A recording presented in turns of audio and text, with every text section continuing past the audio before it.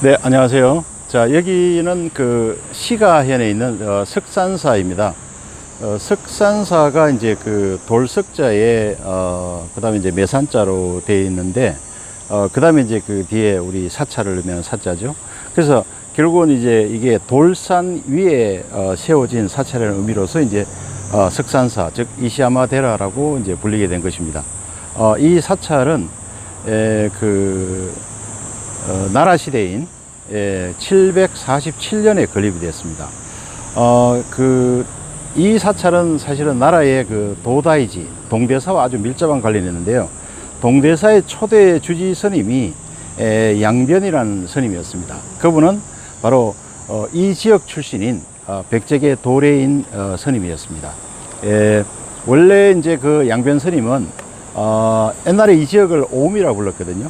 그래서 지금은 이제 오처라고 부르지만은 이 오미에서 이제 태어났고 이곳에서 이제 자라는 도중에 갑자기 그 독수리가 이제 들판에서 이제 애기 이제 부모님들이 이제 그 일을 하고 있었고 그 다음에 이제 그 애기 혼자 이제 이렇게 밭 가에 놓여 있었는데 독수리가 애기를 채서 지금의 그 도다이지 거기에 이렇게 옮겨다 놓았다고 합니다. 그래서 우리 양변 스님에게는 매가 키운 아이 또는 독수리가 키운 아이라는 그런 별명이 이제 붙을 정도로 그 일화는 유명한 일화인데요.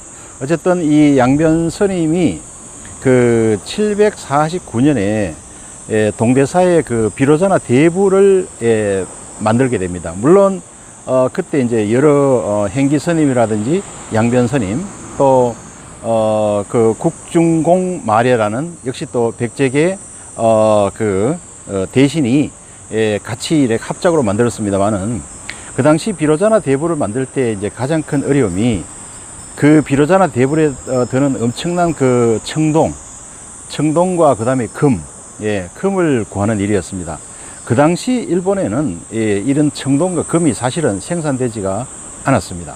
그러다 보니까 비록 계획으로 이제 그렇게 거대한 불상을 만드는 걸로 이제 계획을 했지만은 실제로 이제 그게 구하기가 상당히 어려운 상황이 되니까 그래서 이제 그 당시 동대사를 건립을 주도했던 우리 백제계 행기 스님과 그 다음에 이 양변 스님이 이제 백방으로 이제 기도를 하면서 또 노력을 하던 중에 어느 날 양변 스님의 기도 중에 그런 계시를 받았다고 합니다. 그것이 뭐냐면 바로 고향인 이 귀회석이 이렇게 아주 큰 귀회석이 있는 산이 있는데 그 위에다가 관음상을 모시고 기도를 하면 아마도 대부를 만들 수 있는 방법이 생길 것이다.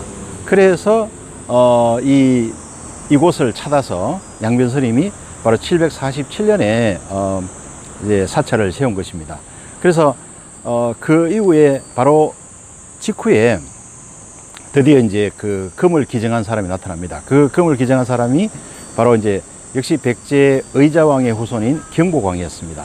그래서 경복왕은 백제가 망한 후에 이 백제 유민들하고 같이 이 일본으로 들어오게 되는데요.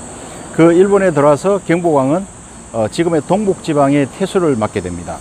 그래서 그 동북지방에서 이 경복왕이 금을 발견을 하게 됩니다. 그래서 그 금을 이 비로자나 대불에 기증을 한 것입니다. 그래서 비로자나 대불은 사실상 그 몸체는 749년에 완성이 됩니다.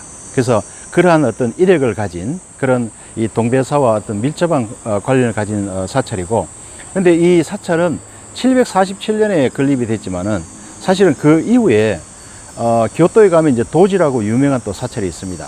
그 사찰은 796년에 간무천왕에서 이제 건립이 됐는데요. 그 간무천왕에서 건립이 되고 난 이후에 그 도지를 본격적으로 다시 재창간한 분이 있는데 그분이 또 신라계 도래계 스님인 국하이 스님, 홍법대사였습니다. 그래서 이제 그 홍법대사가 이제 도지를 바로 진원종 사찰로 이제 만들면서 이 이시야마데라도 나중에 진원종으로 이제 그 종파가 바뀌게 됩니다. 그래서 현재로는 교토에 있는 도지의 진원종 말사로 되어 있으며 바로 이 사찰 안에도 홍법대사상이 세워져 있습니다.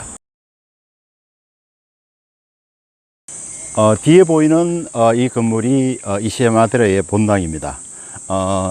모두에 말씀드린 것처럼 그 양변 스님이 이곳에 여의 관음상을 모셨습니다. 지금 그 건물의 모습들이 보면 그 우리 기요미즈데라의 그 본전의 모습들하고 조금 비슷한 그런 형태로 되어 있죠. 큰 기둥들이 이 건물을 받치고 있는 모습입니다. 기요미즈데라는 원래 그 나카오카 교회의 궁전을 이제 옮겨서 지은 건물이기 때문에 이보다 더 크고 웅장하죠. 여기도 결국은 이 돌산에 짓다 보니까 건물들이 저렇게 이제 전부 이렇게 기둥을 이용해서 이제 지을 수밖에 없었던 것입니다. 그래서 현재 그 이 여의 관음상은 비불입니다. 그래서 전혀 공개가 되지 않습니다. 대신 모조품을 지금 전시를 하고 있습니다. 그래서 이곳을 참배하는 그 참배객들은 지금 그 모조품인 그 여의 관음상에 이제 참배를 하는 것입니다. 이 장소는 또 그 일본 또 역사상 아주 중요한 어떤 그런 또 의미가 있는 그런 장소로 알려져 있는데요. 그것은 일본의 최초의 장편 소설인 그 겐지모노가타리, 겐지모노가타리는 뭐 일본에서는 뭐 세계 최초의 장편 소설이라고도 하고 또 일본 최초의 소설입니다. 그리고 그게 총 54권으로 이루어져서 그 길이가 또 그게 또 세계 최장의 길이라고 합니다. 정말 어마어마하죠. 예. 그래서 거기에 등장하는 인물만 해도 한 150명이 넘을 정도로 굉장히 많은 인물과 그 또 긴 역사 기간 동안에 이제 기록을 담고 있는데요. 그 겐지 모노가타리를 집필한 저자가 이제 무라사키 시키부였죠. 그 무라사키 시키부가 그 겐지 모노가타리의 영감을 얻은 곳이 바로 이 장소입니다. 그래서 겐지 모노가타리가 무라사키 시키부가 이제 1004년 그 당시에는 이제 그 헤이안 시대가 되겠죠. 그 1004년에 이곳 그 이시야마데라를 왔다가 여기에 이제 주변의 어떤 그런 이 경치와 그 다음에 어떤 절이 풍기는 그런 어떤 종교적인 영감의 그런 영향으로 그 소설의 어떤 영감을 얻어서 집필을 시작했다고 합니다. 그래서 지금 이 본전 바로 그 입구에 보면 무라사키 시키부가 집필을 하던 그 방이 지금도 그 전시되어 있습니다. 그래서 나중에 결국은 이제 한 10년에 걸쳐서 여기서 집필을 완성하게 되는데, 물론 최종 집필은 이제 궁중에서 완성합니다. 그래서 이곳은 바로 그 초기의 그런 지금으로부터 약 그러니까 한 747년이니까 굉장히 오래됐죠. 1000년 이상 된 그런 이제 하나의 고찰로서, 또 과거에 또 그 동대사라는 그 건립과 아주 밀접한 관련이 있는 사찰임을 다시 한번 말씀드립니다. 자, 뒤쪽에 우리 규여석이 보이시죠? 이 결국은 지금 이제 우리 서 있는 이 아래쪽도 전부 사실은 이 돌 위에 지금 우리가 이 계단을 만들고 그래서 서 있는 것입니다. 그래서 이 산 전체가 사실은 이런 그 돌로 되어 있다고 볼 수 있죠. 그래서 이 돌은 사실은 이 화산암입니다. 그래서 이 화산암도 이제 종류가 이제 수십 가지가 있는데요. 그 중에 이제 규회석에 해당합니다. 그래서 약간 이제 보통 화산암은 일반적으로 이제 검은색의 현무암이 일반적이지만은 이곳은 그런 회색에 가까운 그런 이제 돌이라 할 수 있고요. 바로 이제 우측에 지금 본당이 있고 바로 뒤쪽에 다보탑이 있습니다. 그래서 저 다보탑은 나중에 다시 한번 설명을 드리겠지만은 현존하는 일본의 가장 오래된 다보탑입니다. 그래서 이 우측에 이제 본전에 바로 그 여의 관음상이 모셔져 있는 것입니다. 네, 이 방이 무라사키 시키부가 겐지 모노가타리를 집필한 방입니다. 그래서 이제 안쪽에는 무라사키 시키부가 그 겐지 모노가타리를 집필하는 그 모습을 지금 인형으로 이제 만들어 놨습니다. 그리고 이 사찰의 저 위쪽으로 올라가면 바로 무라사키 시키부의 그 석상이 또 놓여 있습니다. 무라사키 시키부는 어떤 사람이냐면 그 당시 이제 헤이안 시대에는 그 많은 그런 귀족들이 전부 자신의 어떤 그런 딸들을 황궁에 시집을 보내고 싶어 했습니다. 그래서 이제 또 때로는 이제 정실, 그 황비로, 또는 때로는 그냥 비로 이렇게 이제 많은 어떤 그런 딸들을 이제 계속 그 황궁에 이제 황실에 시집을 보내는데, 근데 그 딸들이 사실은 교육이 필요하죠.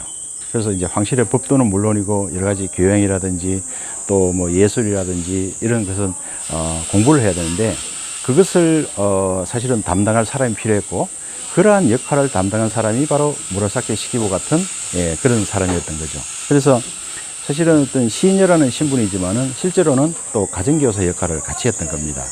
그리고 이제 이런 겐지 모노가타리 같은 이런 책을 쓴 이유는 바로 그러한 어떤 그런 황실에 들어온 그런 이제 황비라든지 아니면 그 비 이런 사람들을 교육시키는 수단으로서 하나의 어떤 그런 스토리텔링 식으로 그렇게 이제 하나의 작품을 만들어서 그 재미있는 이야기를 들려주면서 자연스럽게 또 그 이렇게 글도 가르치고 또 문학도 가르치는 그런 공부를 겸해서 이런 어떤 작품을 이용했던 것입니다. 그래서 그러한 과정에서 태어난 것이 바로 이 겐지 모노가타리다, 이렇게 이해하면 될 것 같습니다.